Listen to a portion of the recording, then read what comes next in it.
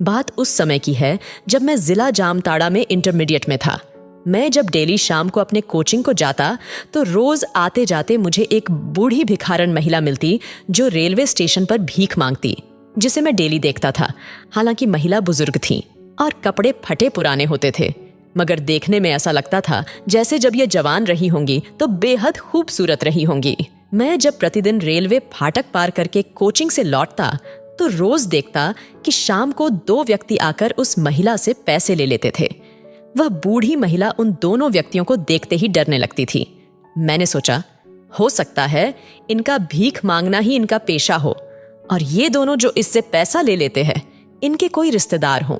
और हाँ, मुझे कभी कभी उस भिखारन महिला को देखकर ऐसा महसूस भी होता था कि शायद वह महिला मुझसे कुछ कहना चाह रही हो। एक दिन मुझसे नहीं रहा गया। मेरे मन में उस महिला की दुर्दशा देखकर दया उठी और उसके तथा उन 2 व्यक्तियों जो रोज उससे पैसा लेकर चले जाते थे, उन सब के बारे में विस्तार से जानने की जिज्ञासा हुई। और एक दिन मैं चुपके से उस भिखारन महिला के पीछे पीछे चल पड़ी। लेकिन यह क्या, मैं चौंक गई। महिला एक रेड लाइट एरिया वाले इलाके में प्रवेश करने लगी और वहां एक कोठे पर चढ़ गई। मेरे मन में आया और मैं सोचने लगी कि क्या ये महिला वेश्या है, और अगर नहीं तो वो आखिर यहाँ क्यों आई है। मुझे अब उस महिला से घृणा होने लगी, लेकिन मैं यहाँ ठहरने वाला कहाँ था। दूसरे दिन मैं एक फर्जी कस्टमर बनकर उस बुजुर्ग महिला जिस कमरे में गई थी उसके पास पहुंचने में सफल हो गया। और मैंने जो दृश्य वहां का देखा उससे मुझे खुद से नफरत होने लगी। मैं क्यों आया ऐसी गंदी जगह पर? मुझे क्या पड़ी थी इन सब में? बदबूदार कमरे, कहीं ढोल की थाप और घुंघरुओं की मधुर ताल पर अश्लील नृत्य करती वेश्याएं, मुंह में पान की गिलौरी दबाए और मसनद पर लेटे ललचाई नजरों से उन वेश्याओं के अंग अंग को निहारते ग्राहक। पर मैंने देखा वहां वह बूढ़ी महिला नहीं थी।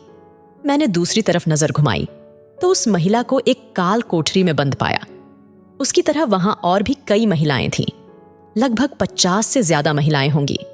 घुप अंधेरा, नीचे दरी पर बैठी घुटनों को उठाए और उस पर सिर झुकाए कुछ महिलाएं बैठी थीं। मैंने वहां से लौट जाना ही उचित समझा। यहाँ की स्थिति में सुधार मेरे वश की बात नहीं थी, लेकिन आज मुझे उस बूढ़ी महिला की सच्चाई का पता चल गया था। अगले दिन मैंने छुट्टी ले ली और आज मैं फिर स्टेशन गया। स्टेशन पर वह बूढ़ी महिला पहले दिन की तरह ही भीख मांगने के लिए बैठी थी और जमीन पर अपने एल्यूमिनियम का कटोरा पिट पिट कर लोगों का ध्यान आकृष्ट कर रही थी।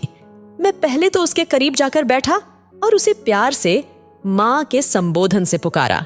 माँ शब्दों को सुनकर वह अचंभित हो गई और बेचारी फूट फूट कर रोने लगी। मैंने उसका परिचय पूछा।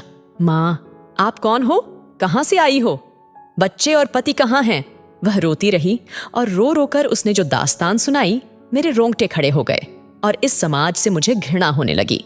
उस बूढ़ी भिखारन ने कहा कि बेटा, हम प्यार मोहब्बत के झांसे में पड़कर अपने माँ बाप के विरुद्ध जाकर दूसरे से शादी करके घर से भाग गए थे। जब तक मन नहीं भरा तब तक इस्तेमाल करता रहा और जिस दिन मन भर गया तब हमें धोखे से कोठे पर लाकर बेच दिया। यहाँ प्रायः जितने भी लड़कियों को तुम देख रहे हो ना, सब अपने प्यार मोहब्बत के नाम पर विश्वास करके घर से माँ बाप के विरुद्ध जाकर भागी लड़कियां हैं।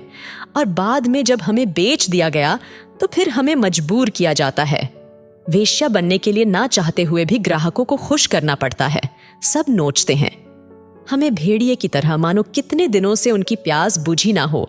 जब तक जवानी रहती है बेटा, तब तक हम कोठे की शान रहते हैं, और जब शरीर के अंग साथ देना छोड़ने लगते हैं और ग्राहक मिलने बंद हो जाते हैं, तब मालिक हमें पागल घोषित कर देता है और सड़कों पर, रेलवे स्टेशन पर भीख मांगने के लिए बैठा देते हैं और डेली उनके भेजे दलाल हमसे पैसे वसूली करते हैं। पैसे नहीं देने पर या विरोध करने पर मारपीट भी करते हैं।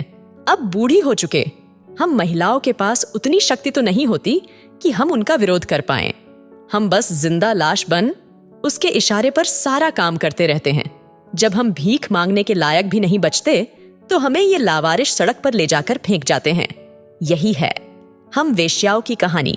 हम भी सोचते हैं कि काश हमने अपने माता पिता के विरुद्ध ना जाकर गलत कदम ना उठाए होते तो हमारा भी एक हंसता खेलता घर परिवार होता।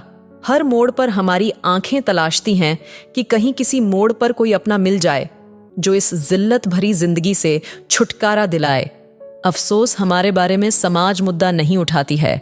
हम बस जी रहे हैं, हर रोज कतरा कतरा मरते हुए कल फिर जीने की आश में।